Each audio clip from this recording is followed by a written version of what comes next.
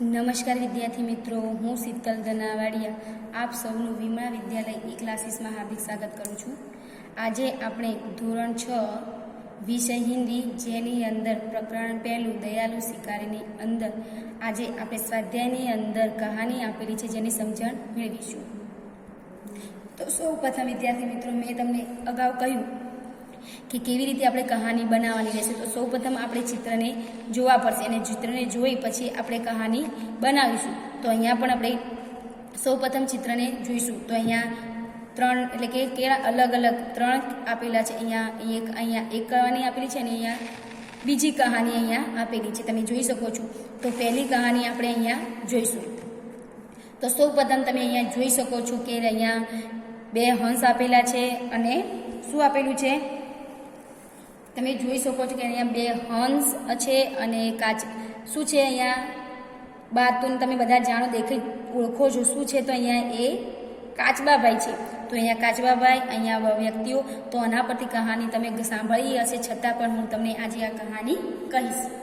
તો સૌ પ્રથમ એક તાલાબ था, उसमें एक कछुआ रहता था,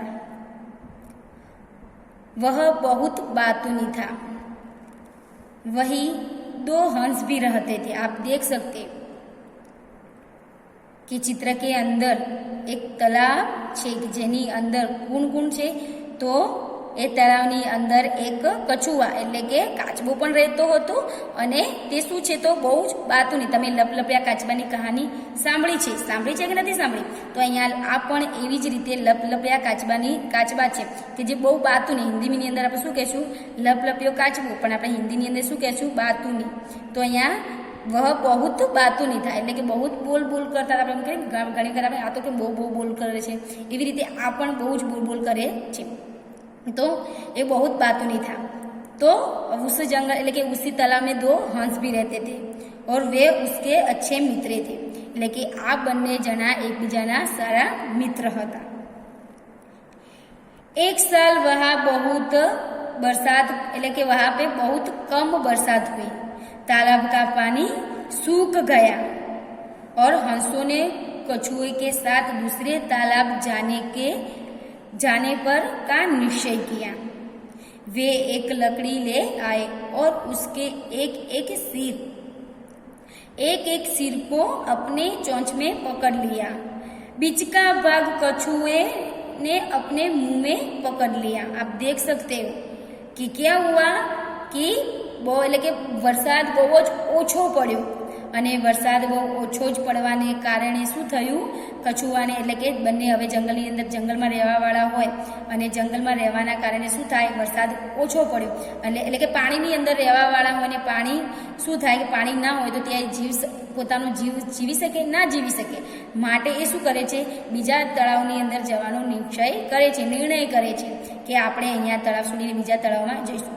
હવે બે હંસ છે એક લાકડી લઈને આવે છે અને આ લાકડી લઈને આવતાની સાથે એટલે કે વચ્ચેથી કોને પકડાવે છે? બાતુની કાચબાભાઈને એટલે કે એને પકડાવે, કછુઆને પકડાવે છે અને બે હંસ બે લાકડી પકડીને આકાશ તરફ ઉડી રહ્યા છે. એટલે કે એક ચોચની અંદર લકડી પડાવીને તેઓ આકાશની અંદર ઉડી રહ્યા છે. बीच का भाग कौन किसने पकड़ा है? तो कछुए ने.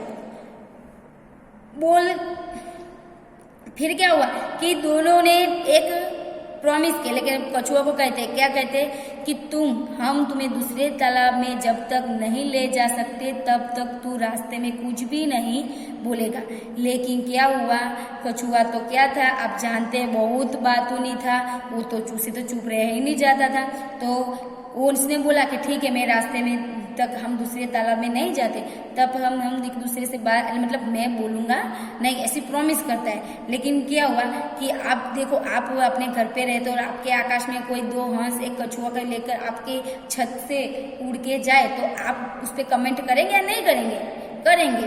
तो यहाँ भी सब लोग उसे देख रहे हैं, ध्यान से आप देख सकते, सब लोग उसे देख रहे हैं और देख के आश्चर्य होते और उस पर मजाक करते हैं कि कछुआ को लेकर देखो देखो देखो कछुआ उड़ रहा है, कैसे कैसे मजाक करते हैं, देखो देखो कछुआ उड़ रहा है, देखो देखो हंस, दो हंस उसे लकड़ी के सहारे उसे दूसरे तालाब ले जा सकते, कछुआ जा पाएगा या नहीं जा पाएगा, ऐसे ही लोग चिल्लाते हैं, मतलब कमेंट करते हैं, मजाक करते हैं और ऐसे बोलते बोलते मतलब बहुत सारे लोग बोलते हैं।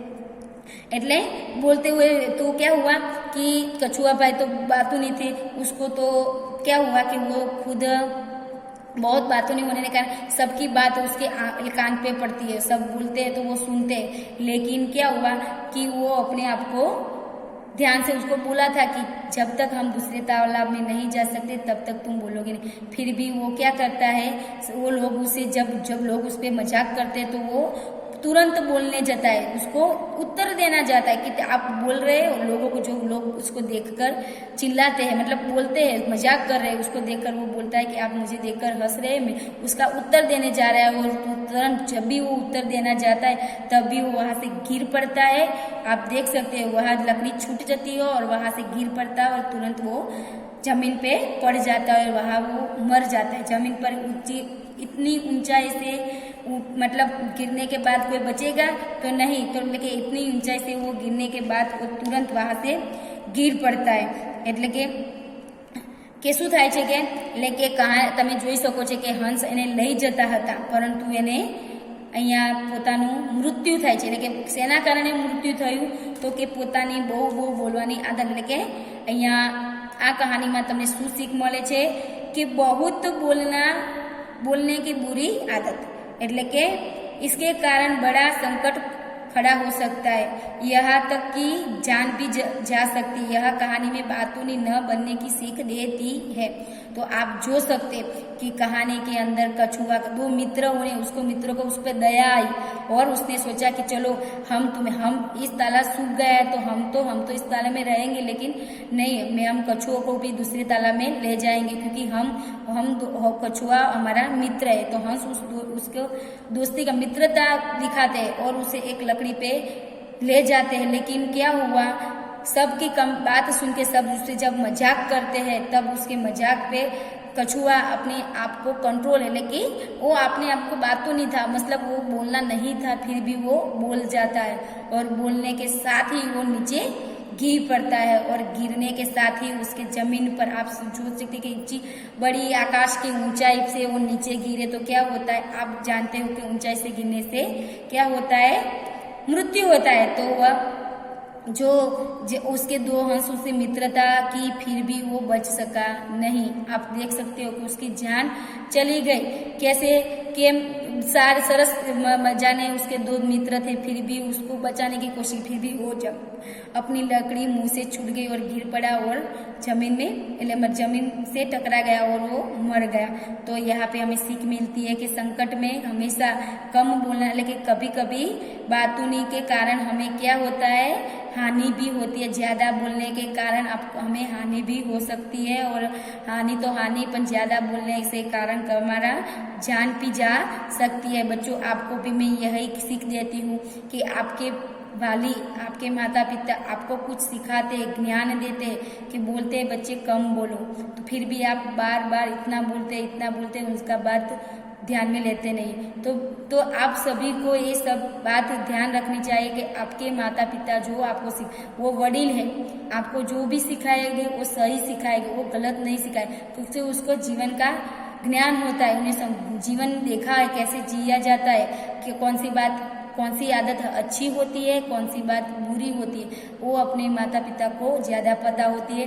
इसलिए बच्चों, आपको भी, आप इस लॉकडाउन में घर पे हो, बहुत ज़्यादा बोलने से कारण आपके माता पिता भी आपसे बहुत तंग हो गए कि कब ये स्कूल चले जाए। इसलिए आपको भी एक खास इस बात आपको बच्चों खास ध्यान रखनी चाहिए क्या कि अपने पेरेंट्स को, कि अपने माता पिता को आप बिल्कुल परेशान नहीं करेंगे। परेशान कौन से, तो ज़्यादा बोल के आप उसके बात करके उसको ज़्यादा परेशान नहीं करेंगे, क्योंकि वो बोलते हैं आपको कि आप कम बोलो, तो वो सही बोलते हैं, क्योंकि जीवन के आप इस कहानी से आपको सीख मिल सकती है। बच्चों, आप देख सकते हैं क्या होता है कि ज़्यादा बोलने से कारण क्या होता है, एक कछुआ अपनी जान गवा बैठता है। अच्छे मित्र, 2 अच्छे मित्र होने के बाद भी वो अपना जान जोखिम में डालता है, मतलब वो मृत्यु पाता है। तो बच्चों आपको भी यही सीख मिलती है कि जीवन के अंदर आज से आप निश्चय कर दो, क्या करेंगे कि कम बोलेंगे। हाँ, ऐसा नहीं कम એટલે बिल्कुल नहीं बोलेंगे, जो बात का जितना ही उत्तर आया है उतना ही उत्तर देना चाहिए, उससे ज़्यादा उत्तर देना नहीं चाहिए, ज़्यादा किसी के साथ प्रश्न नहीं करने चाहिए, ज़्यादा बोलना नहीं चाहिए, जिसके कारण आपके और एक बेस्ट बात है, जितना कम बोलोगे उतना जीवन में आनंद होगा। मतलब इतना बोलना नहीं कम के बिल्कुल सब बोले कि इसके मुंह में तो ज़ुबान ही नहीं है, ऐसी बात नहीं। कम इतना बोलना है, जो बोलना है, जो बातचीत करनी वो तो बोलना है, लेकिन ज़्यादा मतलब जो नहीं बोलना वो हमें नहीं बोलना, जो हमारे लिए कोई काम का ही नहीं है वो हमें नहीं बोलना। तो मित्रों इस कहानी से हमें ये सीख मिलती है कि जान की जोखिम, ज़्यादा बोलने से कारण जान की जोखिम होती है। इसलिए से आज से सभी बच्चे आप क्या करेंगे, बात होने लगे बात कम करने की कोशिश करेंगे बच्चों। तो यह हमारी यहाँ पे कहानी पूर्ण होती है। हम नए प्रकरण में फिर मिलेंगे। धन्यवाद।